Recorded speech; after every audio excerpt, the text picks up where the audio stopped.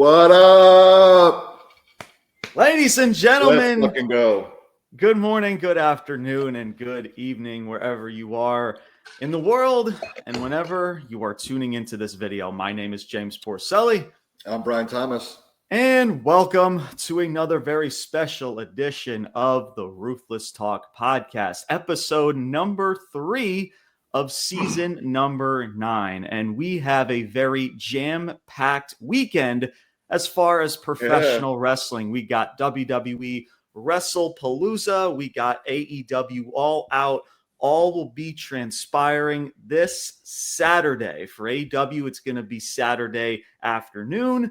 And then in prime time, Saturday night, you got WWE Wrestlepalooza. It'll be their very first show on ESPN, and we will be dissecting both match cards, a little bit of a preview, maybe some predictions, and we'll get into all of that. Also, there's a lot of other things to touch up on as far as the wrestling world. There's a unfortunate talent that was released from WWE. We'll get into that. Bleacher Report just released their top 25 women's wrestlers of all time in WWE. We're going to dissect that. And of course, we got some ratings to talk about as well. So as you can see, it's a jam-packed show, and we're not gonna waste time. We're just gonna dive straight into it. It's another jam-packed week. I'm very excited. I know Brian is very excited as well. We got the sports corner to talk about a little bit later on, so make sure you guys stay tuned for that. By the time this probably publishes out, that episode for the sports corner will most likely be out as well.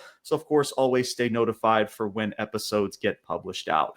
So before we get into Wrestlepalooza, before we get into AEW All Out, because there's going to be a lot to talk about for what's coming up towards both of these shows, as well as the aftermath, the booking, the creativity, the match itself. There's going to be lots to talk about there. But I do want to talk a little bit about ratings. As you guys know me, I'm a ratings guy. And I know a lot of people, some people care about ratings, some people don't. So I'll try to make this as painless for everybody listening or watching this. But I'll start off with SmackDown, man. SmackDown from this past Friday, who jumped to a 1.5 million. You can thank AJ Lee, April Mendez because of that. And I spoke a whole lot of that from our social media page. You guys can go check that out, which I forgot to put up the banner. So there you see, there we go. Right there. Freaking Ruthless Talk and as Ruthless_Talk, Instagram and TikTok. As I made a video about that said rating. And hey, they were up against stiff competition. There was an NFL game that Friday, and they advertised the fuck out of it, and you got a pretty solid rating from your lowest rating ever, which was a 1.1. Right. However, this week, man, you go right back to just where you left off. And this is without football. This is without really any stiff competition, but they dropped back down to a 1.3. And if you watch the show, you're not shocked. Even with Brock Lesnar being on the show, they try to make some funny comedic segment with Ron Cena, aka R-Truth, which I'm in the bed with what that could have been WWE. Absolutely. I'm over the comedic gimmick at this point. As good as R-Truth may can still rock that whole shtick, man. I'm over the comedic gimmick, man. I'm just so fucking over it. Literally did nothing accomplished with it at all whatsoever. And then again, you had another open challenge, supposedly. I think that was against Rey Fenix. No Solo Sikoa, no MFT, supposedly. I think Solo did cut a vignette from that show. And a bunch of other stuff that, honestly, I'm not going to go into detail because it's not worth discussing. But overall, if you watch the show, it was just not worth talking about. There was really not many major headlines outside of Brock Lesnar and ripping his pants like frickin' that episode of SpongeBob at frickin' Goon Lagoon. If you guys know, you know. So Brock Lesnar ripping his jean pants, and that was probably the most memorable thing out of that whole entire show. So when you see this rating, you're not shocked. So hopefully SmackDown can, with a go-home show to Wrestlepalooza, maybe, just maybe, that will get over maybe to a 1.4, which is what their average is. But, who knows? We'll find out. And then we got Monday Night Raw. Monday Night Raw, who dropped to their very lowest rating on Netflix, which was 2.4. Granted, guys, these ratings that come out for Monday Night Raw are a week prior. So this was from September 8th, not from this past Monday, but the week prior, which was September 8th, 2025, and they mustered up a 2.6. So pretty much the same number that they got, which was August 25th show just 2 weeks ago. So hopefully maybe they can also muster up a good number. Also, again, up against, Monday Night Football as well. Every time I go over these ratings, and I'm sure I've made it crystal clear at this point, is I always try to be fair. I get it. You're going up against the NFL. You're going up against all these juggernauts as far as the entertainment business, right? As long as you can at least maintain your average, which right now for Monday Night Raw, for at least globally, it's around a 2.5, 2.6. And they mustered up their average. So they got over a 200,000 increase from last week. Is it going to be maintained? Probably not, because WWE and booking and the shows overall just flat out suck, as we all freaking know, and there's just no consistency. So especially with 2 Monday Night Football games, I don't know. That's going to be very interesting as far as that is concerned. I wouldn't be shocked if they just jump right back down to a 2.4 or even worse. So who the hell knows? But those are Monday Night Raw's numbers. Now let's get to NXT and AEW Dynamite. So NXT jumped to a 737,000 viewership. Now, they did have a very big show for NXT Homecoming. So you had Rhea Ripley on the show. You even had Triple H, Hunter Hearst Helmsley on the show. Shawn Michaels. You had Bobby Roode.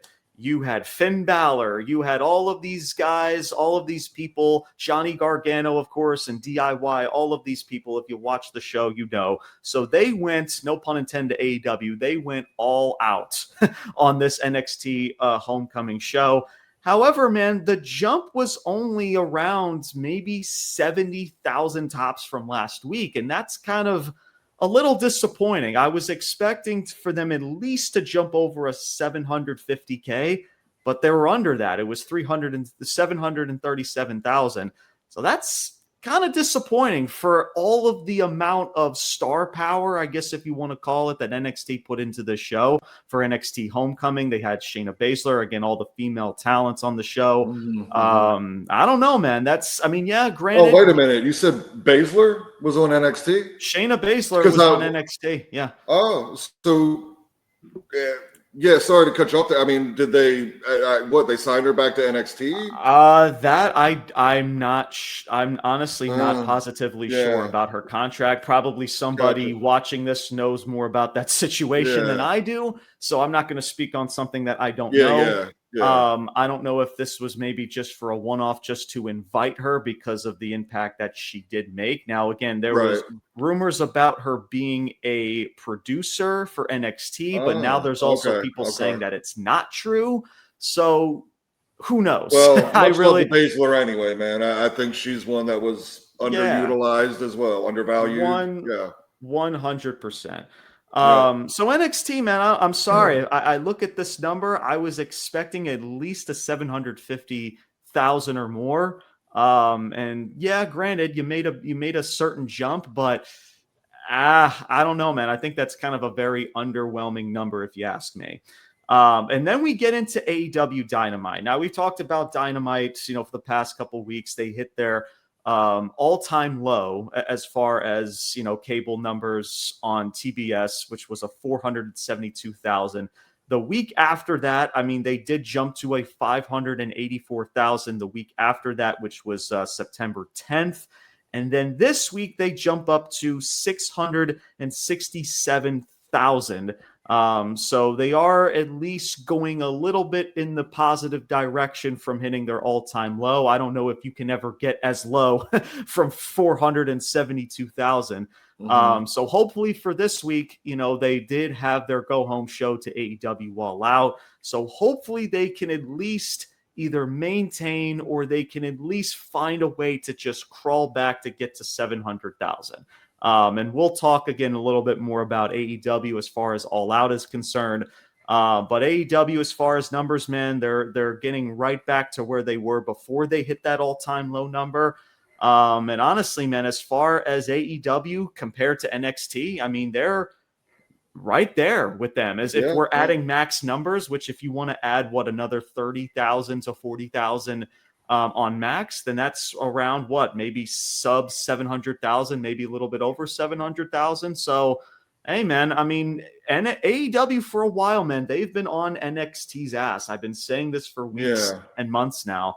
And AEW, man, they have so much freaking potential in the world. And sometimes it's just the inconsistencies in that company truly affects their momentum and their steam that they're trying to build as a 6-year-old company. So those are the numbers, man, as far as both AEW and everything in WWE. So who knows? But that is pretty much everything as far as this week. And who knows? I might honestly make this a weekly thing because, again, I love numbers. I like talking facts because everybody, as far as in the wrestling world, we all got opinions and we all got our takes. But opinions are like assholes. We all got one and they're usually just full of shit at the end of the day. Hello. Hi. Yeah, right. But let me. If you're finished, let me comment on that too. Yeah. Go ahead, man. Because I feel what you're saying, and I'm struggling. As a guy, Gen X, I'm a generation, removed from you or ahead of you, and I can only try to quantify it right with what I kind of knew and what was and how so. And I mean that in to say, like, you're saying these numbers, and of course WWE is going to put them out and whatever. Meanwhile, I'm still back here. Like, I remember the days of, like, not even wrestling, like Friday nights, TGIF, right? Full House, Family Matters, and there's maybe one or two other shows that, I can't remember, but like, that's, tens of millions of people. That's what we were doing, on Friday nights, kind of as a family, as a whatever. And then you go back to work or to the school and you talk about it. And you could go back to my parents' generation and, Dallas, right? I don't know what that was, a primetime show, but watched by tens of millions of people. Yeah. And I get it. We're in a different age and there's so many options, right? But it speaks to that even still back then. Well, yeah, you can say, sure, there was less options and less availability. Yeah, all true. But at the same time, the shows and what we connected with them. That's why tens of millions of people, for whatever reason, whatever character, whatever storyline, whatever show, it connected with it. It resonated with us. Yeah. And now we're in an age where, there's so many options. And you have, and again, like I said it last week, wrestling specifically, you go back to Raw back in the day. And I mean, I can't remember the numbers, but 5, 6, 8 million every week. And so now with all these added potential customers and every company, not just the WWE or, any sports organization, anything they're selling, right? They, tout these numbers. Look how good we're doing. And I'm sitting back here like, bro, like 30 years ago, like 10 million more people were watching this. I don't understand how you think. I mean, I guess in some ways it is a success in this day and age. Yeah, I guess. But that just doesn't it doesn't compute with me. And I get it. I'm an old head now, so right. I'm the old guy, and so this is for your generation to. I don't even understand. I mean, I understand what it means, but like I said, when WWE's out here, like, oh, we put in 2.1 million, high rate, like that's shit. When you have 700 million potential viewers, like you're failing. You are failing. Right. Yeah. Dude. For a platform that can reach over 700 million globally, and you're only pulling in, for Monday Night Raw specifically, and you're only pulling in, again, globally 2.5, 2.6 tops. It's just like that's the bar. And then people just say, oh, it was a good show. It was good. Like, no, it clearly wasn't. Yeah. To the live crowd, it probably was, because we know how WWE just wants to appease the live crowd. But, you know, like, again, man, it's just that from another perspective of wrestling fans who are watching this live, it's just that with all of these other pieces of entertainment, right? Whatever, if it's a show or a movie, whatever, people just find that more interesting. You're always going to be up against some sort of competition. And it's your job to not just appease to the live crowd, because WWE is constantly are telling you, hey, the real fans are the ones that show up to the And I think even in this past year, even in the past 6 months, they've really, really amped that up. And if you're paying attention to the messages and the way they're talking, they're really trying to drive that home. That, these are going to be the ticket prices. And if you're a real fan, I guess you're going to have to pony up the money. Yeah, exactly. Bro. And speaking of ratings, at least back in the day, the Monday Night Raw, their highest rated show ever was in 1999, May 10th of 1999. They scored an 8.1 million, bro. And then, you know, us as kids, right? We went back to school and we talked about it. And, you know, it was, you know, Exactly, man. And even if I were to go to, like, this is like top 10 of like Monday Night Raw's like highest rated shows. Even if you go like just from that same year in 1999, June 7th, they scored a 6.6 million, bro. And now if you go back to what Monday Night Raw was pulling on the USA Network before they even got to Netflix, they were averaging around maybe a 1.5, 1.7 tops. And now freaking on Netflix, dude, they're barely even mustering up, at least USA domestic, they're barely even mustering up a 1.5 to a 1.6 now. And it's just like, and like, think about that, people. So on basic broadcast USA Network, right? Roughly an average, maybe 1.7, somewhere in there. And now you would massively increase this audience and you gain viewership by what roughly 500, 600,000 thereabouts. That's a failure.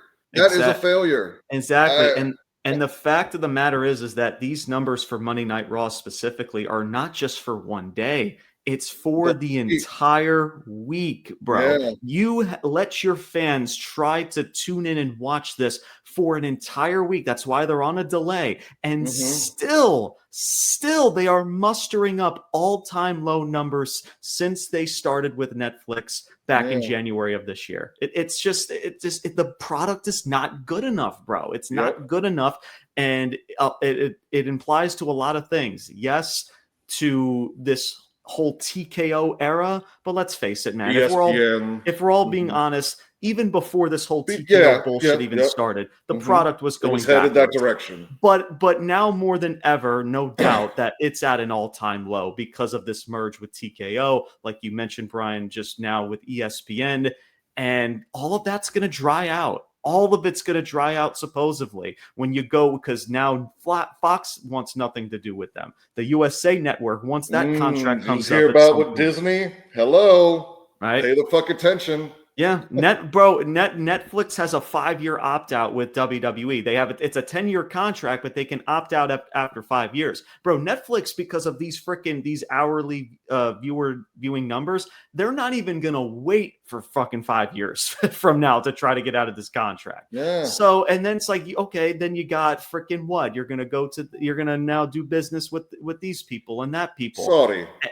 Saudi, right? And then when that dries out, what are you going to have left to where, right now you're making a shit ton of money because you're pricing families out, you're pricing your fan base out to where, you can't afford Wrestlepalooza. Work overtime and spend and try to save up a couple $100,000 of dollars, and then maybe next year you can come to the show. Like, come on, man. It's just how they're conducting business is good for them, but it's not benefiting. And not even, I mean, it's, again, I mentioned it last week, it's better for the wrestlers than it was in the 80s? Sure, no doubt. Right. But they, by and large, yeah, you're right. The top stars, they're going to be taken care of just like it always was. Absolutely. But everybody else, they ain't getting a piece of that pie, homie. Absolutely, 100%. So those are our ratings as far as for this week is concerned, and that definitely went very abroad as we liked. But hey, listen, it's got to be said, man. At some point, like, I get it. We want to talk about the shows, we want to talk about the storylines, and we want to try to find some good in things. But like, you look at all these other metrics, man. It's just like they're not adding up to what WWE's record revenue supposedly is. So it just has to be said. It's going to be an uncomfortable conversation to have, but it's just like it just needs to be said as far as in the wrestling industry. So, but moving on, man. Let's get into another topic, man. That is not very objective, but slightly more subjective.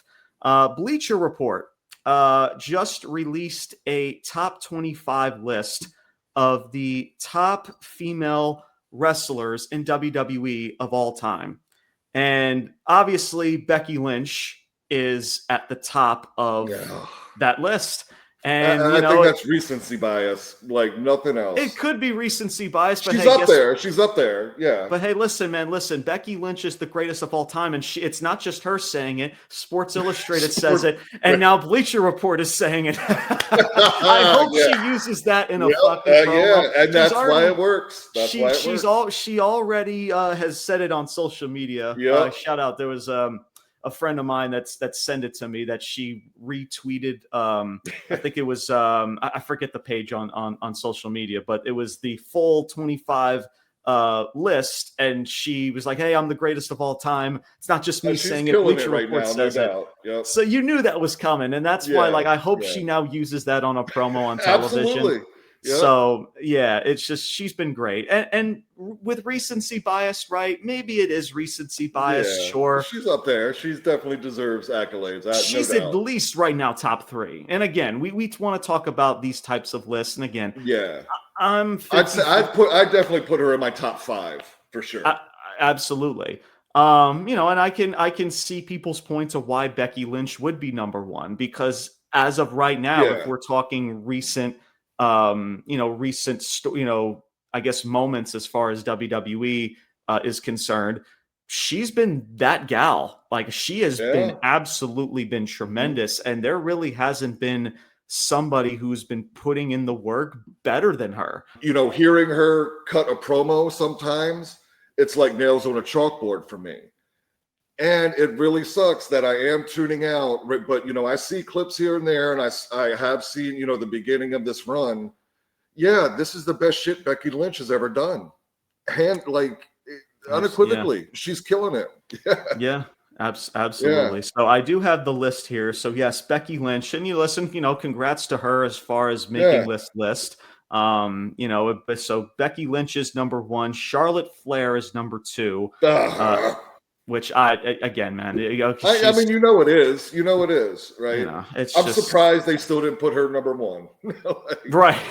Again, the recency bias, because they're trying to promote Becky Lynch. Exactly. If Becky wasn't in this, in this thing, we're talking about all these lists, and we're talking about all time, right? Mm-hmm. How many lists are going to put Charlotte Flair number 1? A lot. I'm sure a lot of people. The lists are bullshit to a large degree, but I digress. So I mean, Charlotte Flair being a number 2, I'm sorry, man, it's ridiculous. It's really fucking ridiculous. But yeah, Trish Stratus at number 3, Rhea Ripley at number 4, Sasha Banks, not Mercedes Moné, but Sasha Banks from WWE is at number 5, Bayley is at number 6. Bianca Belair is at number 7. Chyna is at number 8.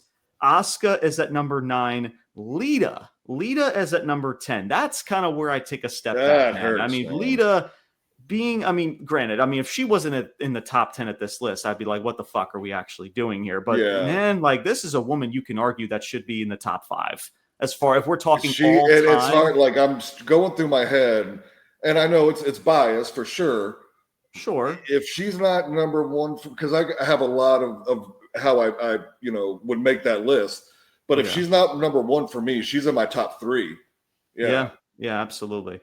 Now, this is where it really gets befuddling as far as this list, man. Then they just start throwing out names. Yeah. Right. At number 11, Ronda Rousey.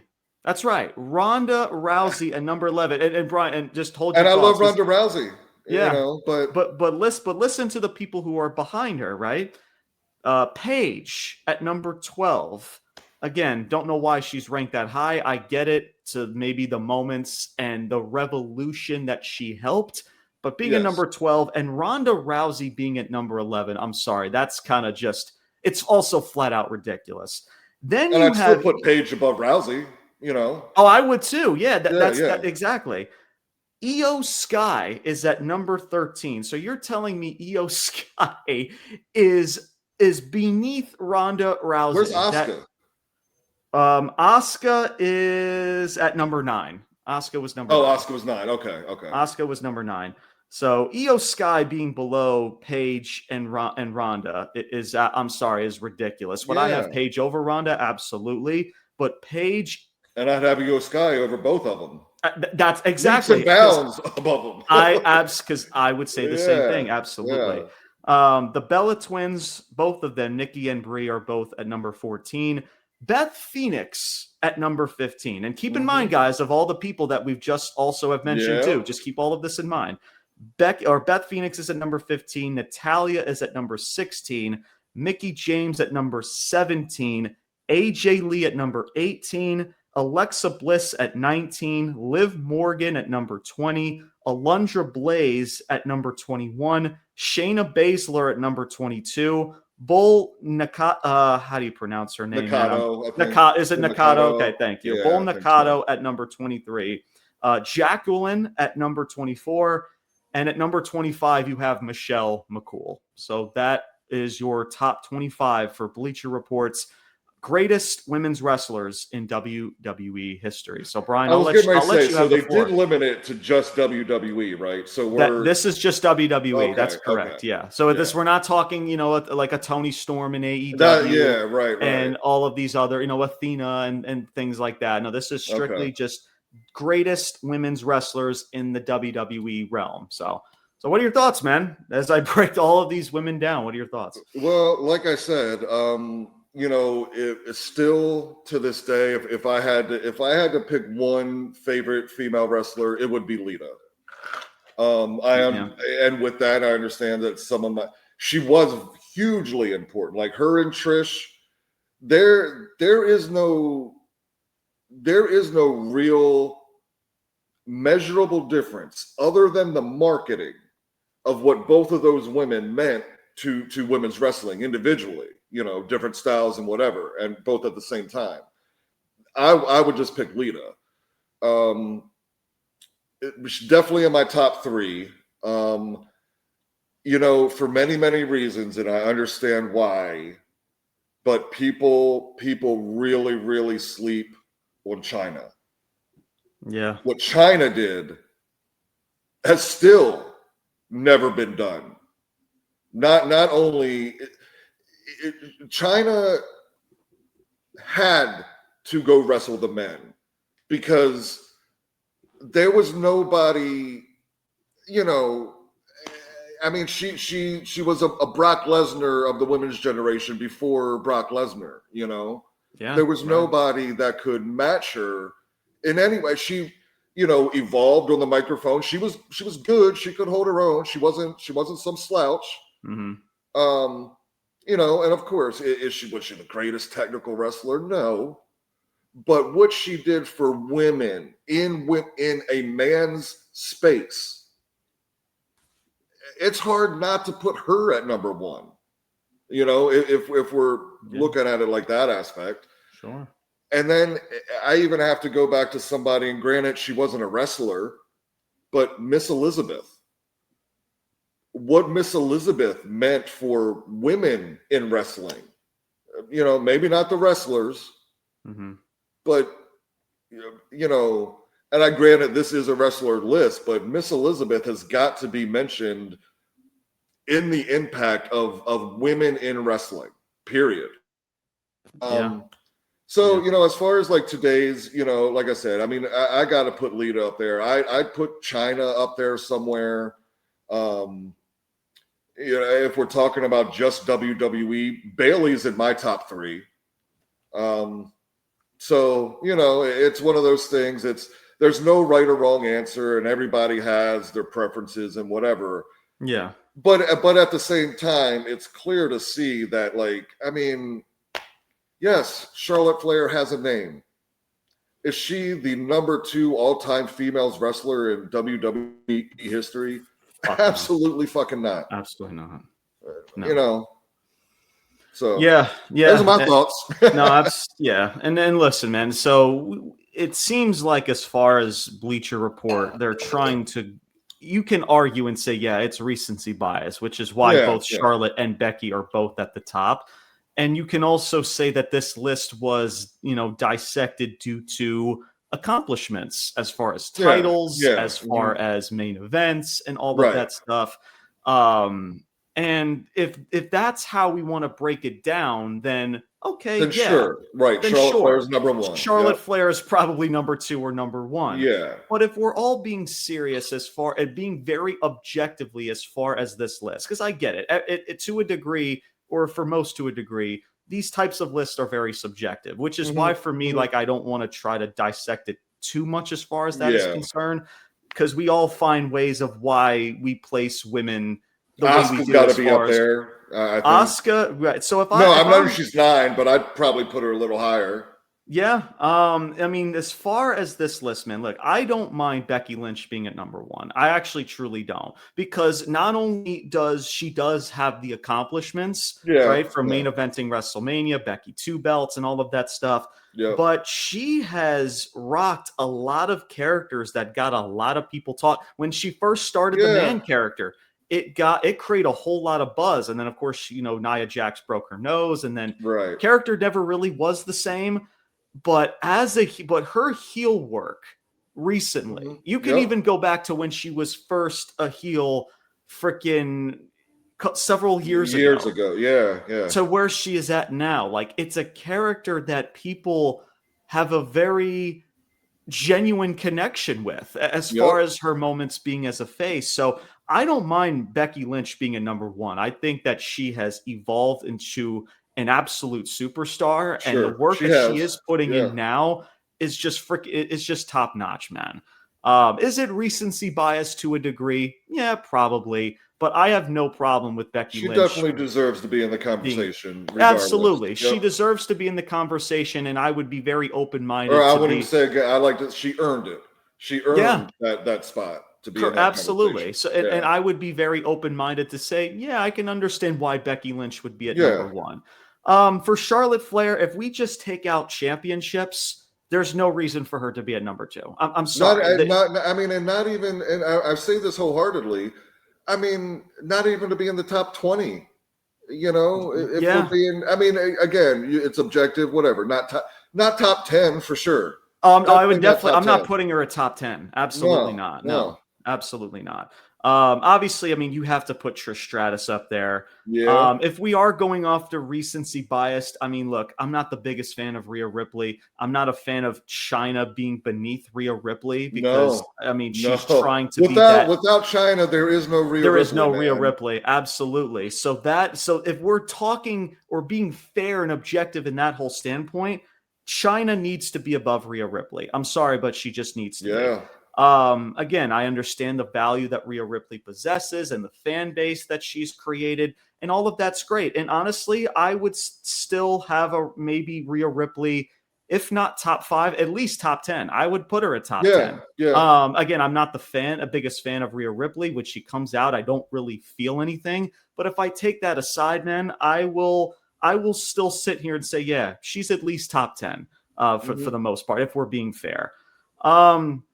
And then you have Bianca Belair, Sasha Banks. I mean, them main eventing, WrestleMania, 2 African-American women. Right. It's bigger than the match itself. Correct. Absolutely. So obviously those 2 definitely have to be at least in the discussion as a top 10. Ronda Rousey, is just what befuddles me. That's being baffling. at number I love that's her. Fucking baffling. As a top 10, top 20 wrestler, no. Absolutely not. This is just I don't even know if I have the words to describe it. Again, listen, much love to Ronda, right? And she has been in a lot of, I guess you can say, moments as far as the women's wrestling is concerned. Yeah. But man, like, bro, we're not gonna sit here if we're talking the greatest women's wrestlers. If we talked about, when it comes to revolutionizing women's wrestling and making an impact in women's wrestling and all of this other stuff, right? And matches do have to be in the conversation, right? Yeah. If we put all of that into the conversation, Ronda Rousey shouldn't even be in this top 25 list. No, I'm sorry. A huge fan. I can't even name like one banger match that she had. No, because it doesn't exist. It does not exist. No. Again, much love to her in her UFC career. She was larger than life in UFC. But what she did there, revolutionary. Absolutely. She's in that list. She's probably number one. Absolutely. Yeah. But in the WWE world, man, if we take her name and her stature from what she did in the UFC, there's no reason for her to be in this list, man. I'm sorry. No. Underneath people or above people like Io Sky. Was she above China? Beth Phoenix. China's above her. She's at number 8, and Ronda's at number 11. Like, you have Io Sky that is above her, or Ronda's above Io Sky. Beth Phoenix, dude. We wanted Beth Phoenix. We talked about China, very right? underrated. If maybe there was because another, her career wasn't that long. I don't know, or the era, but very underrated. Maybe, I guess. Obviously, I mean, I don't know if I would have Beth Phoenix maybe top 10, but I would have her. I would have her probably higher than a 15, honestly. And maybe you're right. Maybe it's because of the fact that she wasn't there long enough per se. So I can understand that. But I would have her higher than a 15, man. If we want to talk anything close to what a China used to be as well, we talk about Rhea Ripley. Beth Phoenix is up there as well. Probably the closest. Yeah, she's she's closest, man. Dude, Mickie James should be well above a 15. At least well above a fucking 15. AJ Lee, revolutionizing women's wrestling. Because she left right as it started. She was only there for 4 years, man. And now she just came back, and now she's trying to make a second run in WWE. So I can understand AJ Lee being at number 18, honestly. Some people might say, well, what AJ Lee, she should be higher. She revolutionized women's wrestling. Yeah, but she was only there for 4 years, man. So I can understand why. Would I have her maybe slightly higher than an 18? Maybe. But I can understand at least like in the realm that where she's at. You have Alexa Bliss, you have Liv Morgan, Michelle McCool, Jacqueline, Shayna Baszler. Shayna Baszler, man, again, she was tremendous in NXT. She was booked properly. But the main roster run that she had, man, if we're basing, again, she has a lot to offer, and there was a lot of value that Shayna Baszler possessed, man. But again, if we take out just the NXT side of things, it's not even really her fault, but she didn't really do anything. So I don't know why really Shayna Baszler is also on this list, to be quite honest with you.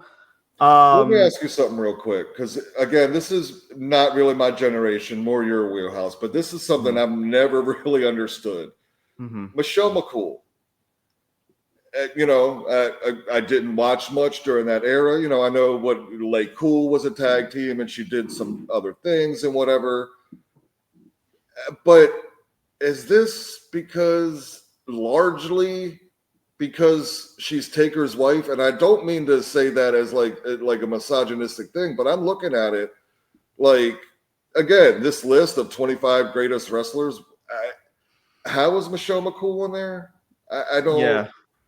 Like if there's somebody like Jazz, who I think should be honestly in this list, I would take her over honestly Michelle McCool, honestly. And I'm not trying to throw shade at that. I'm just asking, like, how did How I all hear of a what you're sudden, saying. and maybe I missed it, but how did she work her way into this conversation? I hear what you're saying, and to be quite honest with you, Brian, I don't know if I have an answer for you. Now, listen, Michelle McCool. Here's what I'll say, and we'll get into our next topic very shortly.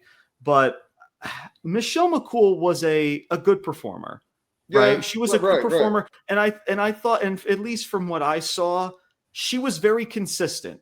I thought Lay Cool, I thought was really, really cool. Like that shtick with her and and that's, Layla I remember at the time. it stuck out a little bit. Like, she stuck out and she did very well.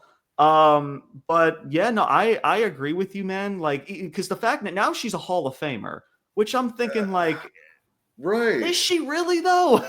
Like, is she really? Again, good talent. We're not saying that she's not a good talent. We're not saying that she's not consistent. The WWE Hall of Fame is, I take that with a grain of salt anyway, but.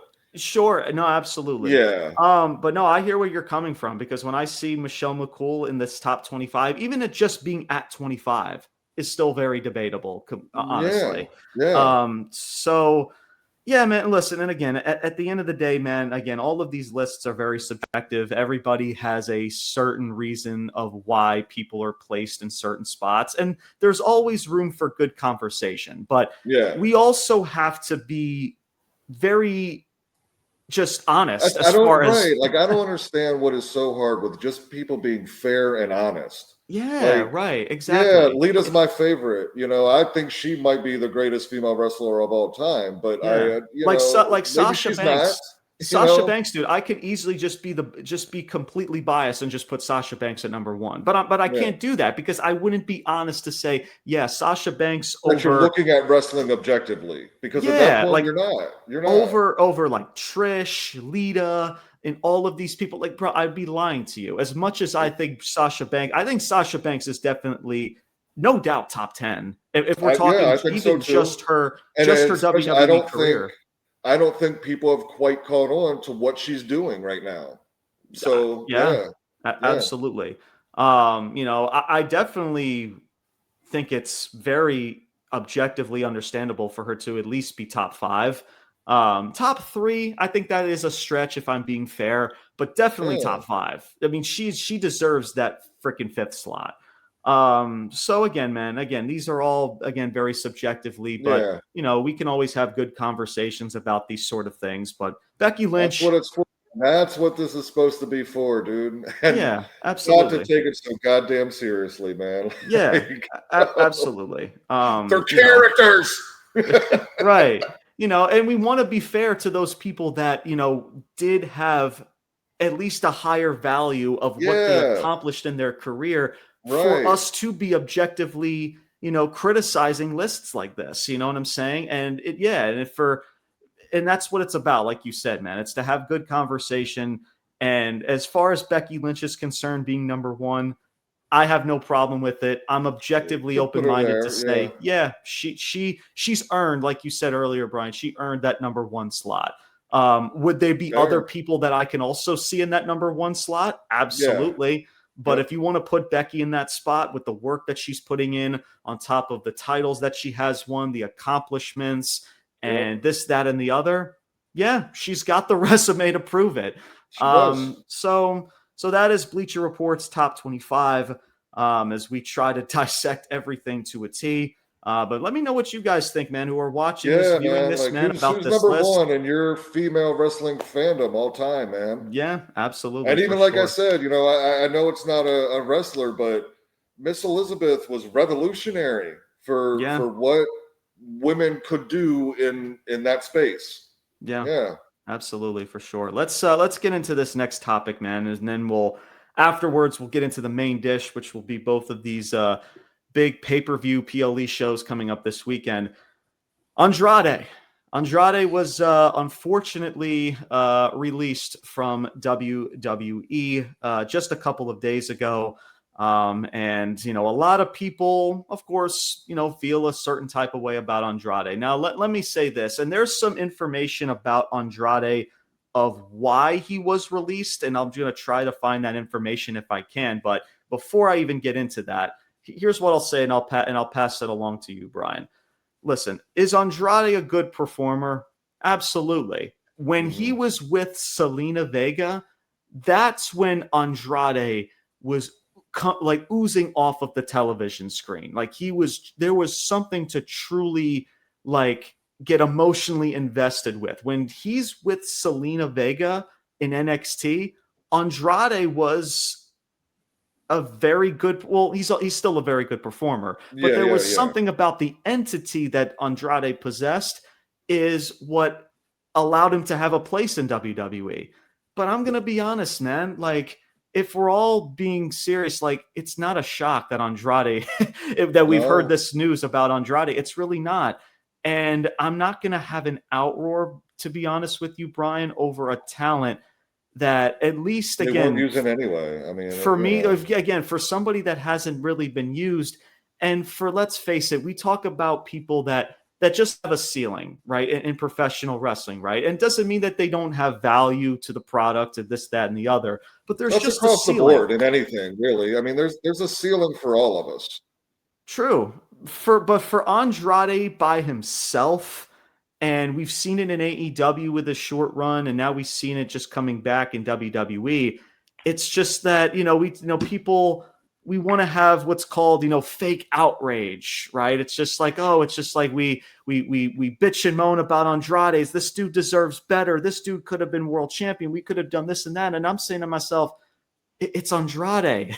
It's just like, again, not all of it is his fault, but was there really anything of Andrade's character and what he was presenting himself that was oozing out of the television screen? The answer is that there wasn't, because if you took away Selena Vega, there was really nothing. And I'm sorry, I'm not going to have an outroar over a character that I just did not have any emotional investment towards. I'm just not. Like, when we talk about R-Truth, and if we mention people like Karrion Kross, more people that allow to portray their characters to ooze out of the television screen, like with R-Truth and how he, at least in the comedic shtick that he did. And it's been 20 years in the making, 25 years in the making. Absolutely. Yeah. Like, even the work that he was doing as a comedic sideshow, a lot of people were emotionally invested into it. People were digging how R-Truth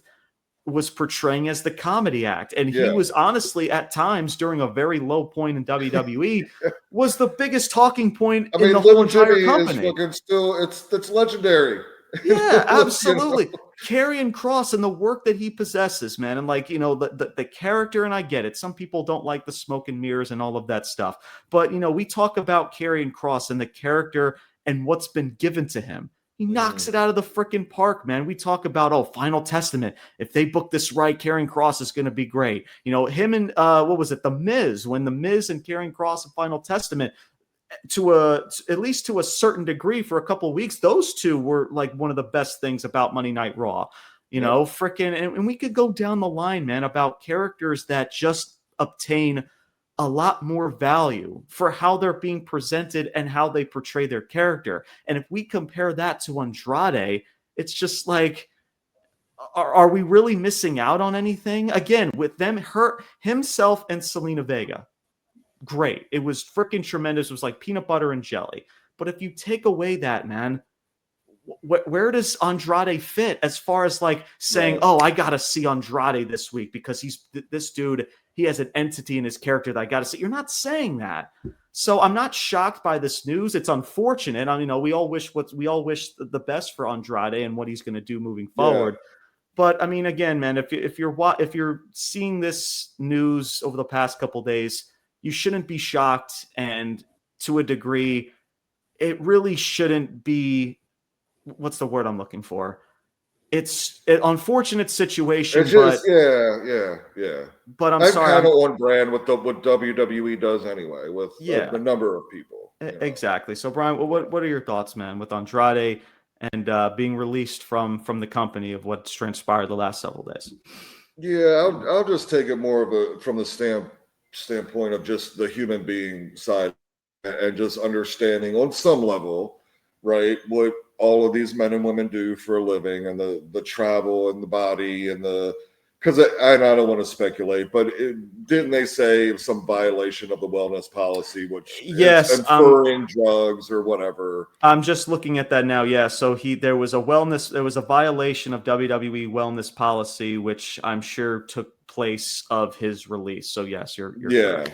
So it just you step back and this again is just what we the viewer can see and kind of relate to, I hope, is that here's a man who is a very good talent and all on the microphone, in the ring, the look, specifically the look when WWE brought him back in that initial first presentation. Sure, that was really good, really fucking good.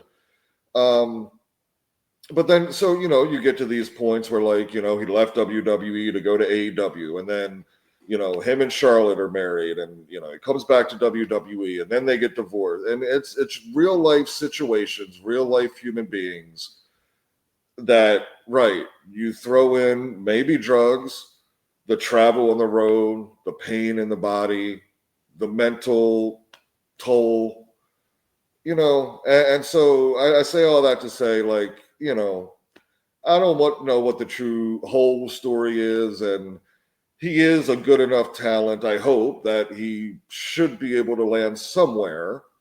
Yeah. And beyond that, just, shout out to you, man.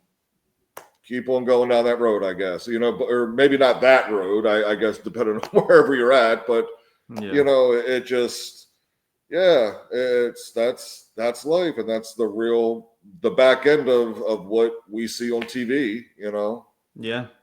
No, absolutely. Again, it's not a shock to me, as I'm sure it's not a shock to anybody. And you guess you can add on to the whole wellness policy thing and the violations that were caused, to where you add all of this up to where, all right, well, we don't really have anything for you creatively. We don't really see any value in you, and yet you violated a wellness policy. Once if there's some falling out between him and Charlotte Flair and whatever, he's out the door. You know what I'm saying? I agree. And honestly, and it's and you mentioned, of course, Charlotte Flair. I mean, that and I don't mean to put that on her because I don't know it, but I'm just saying, right. But honestly, like, you can honestly argue to the fact the reason why Andrade even got a contract and was brought into WWE was because he was married to Charlotte Flair. And now because of that whole split, their marriage, their divorce and everything, to where, like, all right, now we have all this, freaking spotlight on Charlotte Flair. We're already pushing her, and we wanted to kind of use Andrade to, like, kind of help out Charlotte. Here, we'll sign your husband, so that way you guys spend some time together, whatever. But now that that's done, on top of, you clearly don't have anything for Andrade. You never really truly put any value into what he's doing. And then you put into him violating a wellness policy. Yeah, WWE is like giving you every little red flag. All right, well, you did this and this and this and this. All right, you're done, So in that aspect, like, it shouldn't shock any of us, man. No, it's not an R-Truth situation. It's not a Karrion Kross situation. No, it's completely. It's unfortunate. They're two different things. They're apples and oranges. Exactly. So yeah, it's just that it's critical thinking, folks. Exactly. It's to kind of put a ribbon on this, man. It's just like, again, look, I always feel like that everybody in wrestling has a place as far as the talent that they do possess, man. But for Andrade, man, outside of just hit a couple of matches with Carmelo Hayes that literally did nothing. He had some really good matches that were all the same in a 7-match series. Remember that just a couple months ago. Yep. He's done nothing. And there's just, at least for me, like, there's just a certain ceiling for the dude. When he is not alongside Selena Vega, I'm just not seeing what's oozing out of the television screen. Not saying that he's not talented, and hopefully he can find that wherever he goes if he wants to continue to wrestle. But this should not be a shock to anybody, but we do wish Andrade the best. Absolutely. And I'm sure it especially with the mental health, man, or the mental, if it is a, and again, like, it's not like I trust WWE to say, like, I don't know that he violated anything, I truly don't. Who knows? But if it is, man, take care, man. Take care. Yeah, absolutely. So much love to Andrade, and we'll see what he does as far as this release is concerned, and wherever he may choose to go, whether that's even without pro wrestling. We wish him nothing but the best, and we'll see what he does moving forward. But all right, man, now let's finally get into the main dish of this episode, which is a preview for both Wrestlepalooza and for AEW All Out. So let's start off with Wrestlepalooza. I mean, obviously, we can all agree that the buildup has been horrible. I mean, is that a shock? I mean, this is a WWE product. They never like to build up anything as far as storylines, characters, momentum, right? It's just that's just thrown out the window. Of course, them being their first show on ESPN, you got Brock and you got John Cena being the main event, right? So that's obviously not a shock there. You need some name value. You need to advertise the fuck out of it because you haven't done anything to build up really, truly new stars to have that same sort of name value as a Brock and a John Cena. So yeah, they're going to put them in the main event. And that whole situation, that whole story, it has been completely awful because there hasn't been no story. Brock Lesnar came back at SummerSlam. He F5 Cena. Cena said, if you want some, come get some. He F5 Ron Cena, R-Truth, and he issued a challenge to him. John Cena cut a Did promo. He do it to Ray Phoenix too? Or maybe that was last week. I don't know. That was Sami Zayn. That was Sami Zayn in that open challenge for the U.S. title. So he F5'd Sami Zayn. He's F5 Cena twice. He F5'd R-Truth just this past Friday. And then John Cena just this past Monday. It's where, good promo, but said absolutely nothing of substance. He just praised his hometown of West Newbury, Massachusetts, that they were in Boston, and that was it. To say that this has been underwhelming and there has been legit no story, there's legit been no story, and that's your freaking main event. John Cena will probably win this match. I mean, you would think that he's probably going to because he's on this final retirement tour. But I don't. It doesn't. This main event doesn't even deserve my attention. It just does not. So I'm just going to end it there. Yeah. You got the women's world championship match, which is vacant. You have Io Sky versus Stephanie Vacuor. This is going to be very interesting. Again, it's babyface versus babyface, so it's like it's not. You're not putting either of these ladies in the right scenario to begin with. But honestly, man, this is interesting because you got this whole situation with Asuka and Asuka slowly starting to, I guess, turn in that regard. I think Asuka has, at least what she's been given to her, it's coming off like a lot of Mr. Fuji vibes of how she's portraying her character. I missed it, man. God damn it. And it's decent. I mean, is it anything that's like must see? Not really. No, but I'd love to see it just because you said Mr. Fuji and knowing who Asuka is. Like she's trying to influence Kyrie to have her waltz around and everything, supposedly. Trying to almost bully Io Sky to not talk to all of these ladies and everything. So, I mean, yeah, man. I mean, I don't know I'm debating how the payoff is going to end, but for Asuka, man, hey, she's doing the damn thing. And as far as this title, man, at first you would think Stephanie's going to win this title because of the fact that Asuka could cost Io Sky this championship, and because of the fact that it's ESPN. This company is very high on Stephanie Vacuor. She's going to be a champion at some point, either at the end of this year or by next year. Stephanie is going to be a world champion.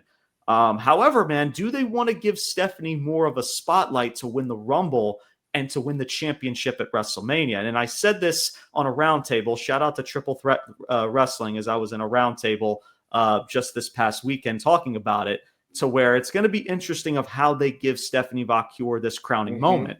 Do they want to give this to her winning a Rumble and winning it at Mania, or do they just want to just freaking put the stamp on it and give her this championship for their big first show on ESPN, even though it's for a vacant championship supposedly? Yeah. So it's going to be very interesting, man. And then you have the Usos versus Braun Breaker.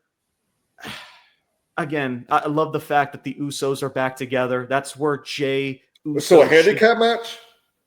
It's Jay and Jimmy versus Bronson Reed and Bron Breakker in a tag match. So again, man, I like the fact that the Usos are back together. I think that's where Jimmy and Jay should be because that's where they put the best work. But to a degree, man, I don't know how Bronson Reed and Bron Breakker, how they can come out of this match not victorious, man. How you book them at Clash, taking out Roman Reigns, signing him off TV, and now you have again, I get it's the Usos, I get it, but all of this momentum that you're building for Bron Breakker, who is going to be a big thing in this company. Bronson Reed, I don't know, because he's rocking a shtick about being a tribal thief and he has no shoes anymore. Freaking Roman Reigns took all of them back. So I don't know what Bronson Reed calling himself the tribal thief still is for being. I don't even know. So it's a tag match to where I'm like, all right, it's the Usos, cool. Bron Breakker and Bronson Reed have to win this match, but again, it's a generic tag match I can just see on a Monday Night Raw, supposedly. Cody Rhodes and Drew. Cody Rhodes has to win this match. Again, I like Drew, but Cody's not going to drop this championship when he just won it back at WrestleMania. And the fact that he hasn't really been on television, supposedly, he hasn't really had a certain reign since winning back this championship. But again, I mean, having it being the first big event on ESPN, who knows what WWE might do as far as a 180. But Drew McIntyre should be given the world. I think Drew McIntyre is great. But it is going to be interesting to see what Drew McIntyre does after this. Are they going to, because WWE likes to do this a lot now. They like to take something that could just be a one-off, and they'll now make it like a trilogy. They'll make it like long term to where like we're going to see a second match between Cody and Drew, and then maybe a third match with Cody and Drew. Who the hell knows? And then, of course, and I'll just stop it here, man. CM Punk and AJ Lee versus Seth Rollins and Becky Lynch, the mixed tag match. The only thing that I'm honestly looking forward to at this point for how this was set up, for how AJ Lee came back and it was set up, the work that Becky Lynch is putting in, how she is making Seth Rollins 10 times a better heel being alongside her rather than his vision of dumbasses. I'm sorry. Like Seth Rollins is more of a heel with Becky than he is with Paul Heyman in the Vision. I'm sorry, he just is, bro.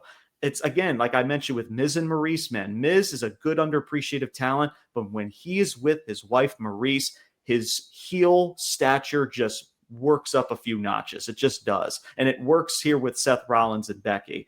I mean, Punk. She should have been the other member in that from the jump. And you still could have had this story, right? I mean, you still could have had AJ Lee. That wouldn't have changed anything.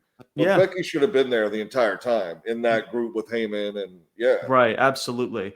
I mean, so my heart is telling me like Punk and AJ have to win this match because it's AJ Lee's first match back. But again, man, we know how WWE likes to operate because they're playing the long game with Punk and Rollins because you know that there's going to be a cultivating moment with Punk and Rollins. So are they going to have Seth probably at Mania? They're probably going to maybe do like a Hell in a Cell type of stipulation probably. But yeah, man, I could see them going that route to where Seth as the diabolical heel, and then eventually Punk is going to get that cultivating moment and win back that championship.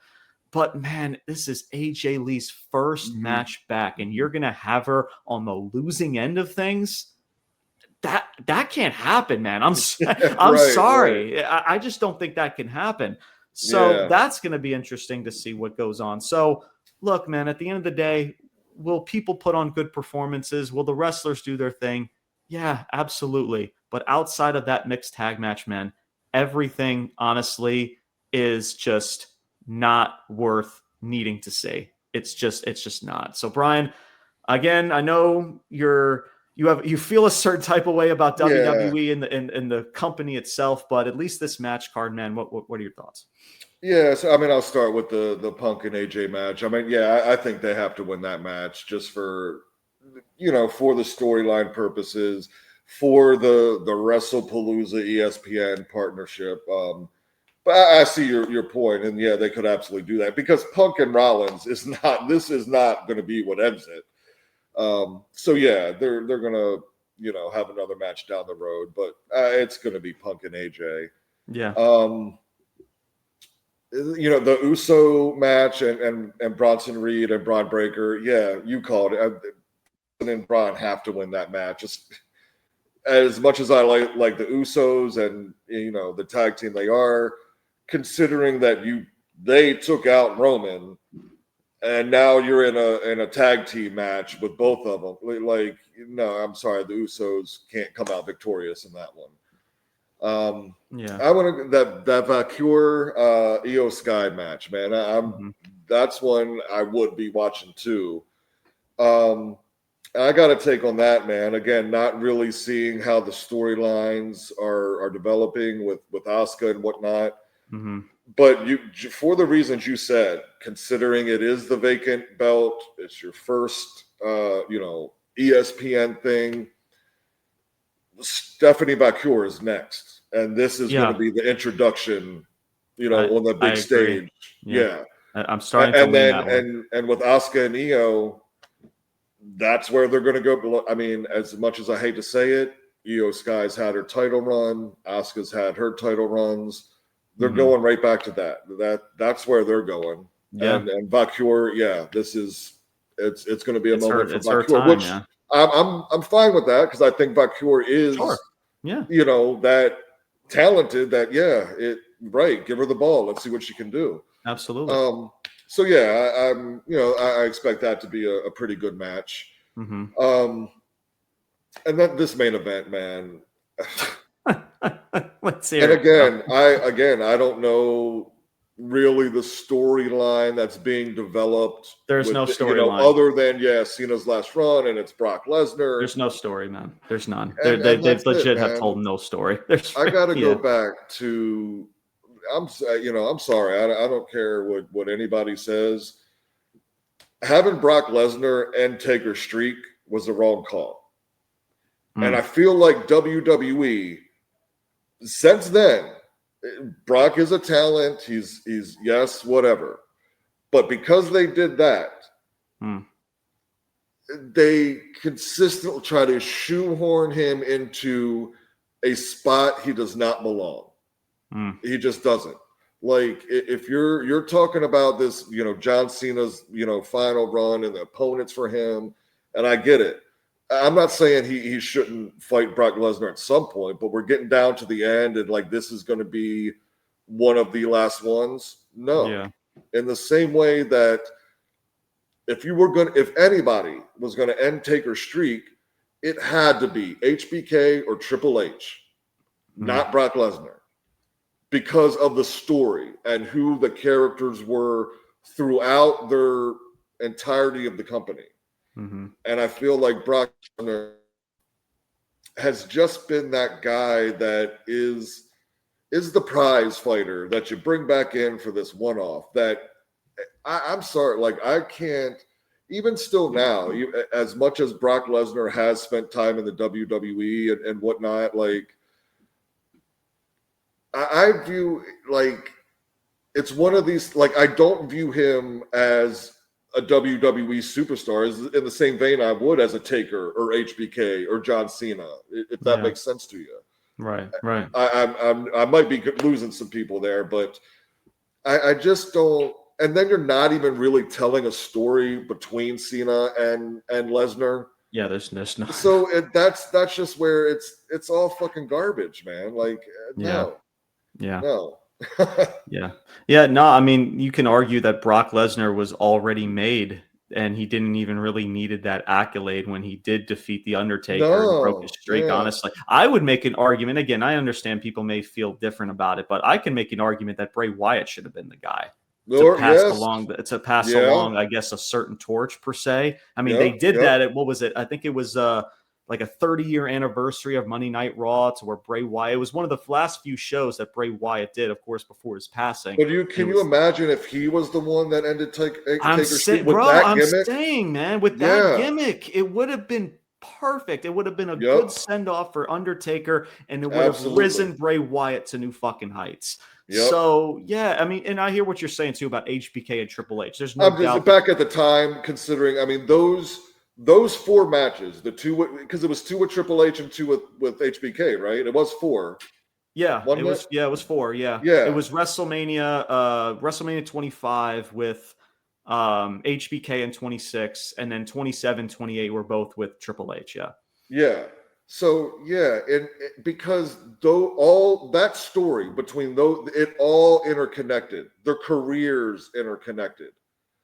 If it was going to end, and yeah, you could have went the Bray Wyatt route, but considering they ended it before kind of Bray Wyatt, got there, or not really got there, but you understand what I mean. Yeah. The storyline and what it meant it should have been HBK or Triple H, but here we are. Or Bray. Yeah.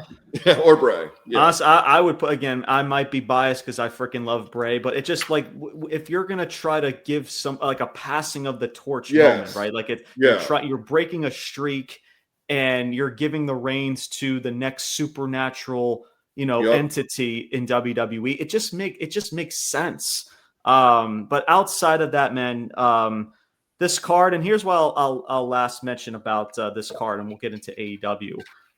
Most likely, now that I'm thinking about it, Brian, I didn't even mention this yet about the Vision, both Braun Breaker and Bronson Reed. They probably will win this match because they're teasing a Jey Uso turn, a heel turn, which makes me laugh because for the last 8 months, they've tried to make this dude the top guy. They had him win the Rumble. They had him win a world championship at WrestleMania. I'm not even going to do it, honestly. I can't stand it. Listen, in the mid card and in the tag division, if you want to yeet as much as you freaking want.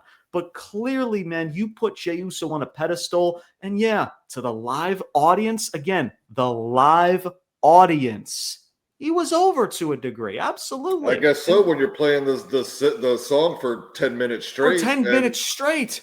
Right. Oh, how nauseating is that? But anyway, you've done all of this equity for Jey Uso, and because you have nothing for LA Knight, because guess who's going to be involved probably in this match? It's LA Knight, because he's got issues with Jey Uso. Jey Uso is him and Jimmy are currently really not on the same page. So Braun Breaker and Bronson will win this match, and there's a way out, I guess, for everybody. But the problem is, man, is that now you have to turn Jey to a certain degree heel, or maybe he's just going to be a tweener, because number one, there's hardly any heels outside of Seth. There really isn't on the Raw brand. And number two, you have nothing for LA Knight to where he's going to create conflict with another face in Jey Uso. And what's the payoff? And I said this on the roundtable with Triple Threat Wrestling and all of them involved. What is going to be the payoff? We're going to have a and yeet fest? Is that what the payoff is? That's it. Yeah. Yeet. Yeah, yeet. Oh, my God. Oh, my fucking God. That's your payoff, and bro. I got to say, because, I mean, both of us, to some degree, and again, back at the Mania and the yeet, and look, again, you neckbeards, you internet trolls, if you don't pay attention to what we're saying, that's on you. But we love Jey. We love the Usos. Yeah. But this is the moment we were telling y'all about, because WWE, right, pushing everything. Mania moments, yeet. Play the song for 10 minutes. And 6 months later, you're turning them heel. Yeah, exactly. That's why. That's why, man.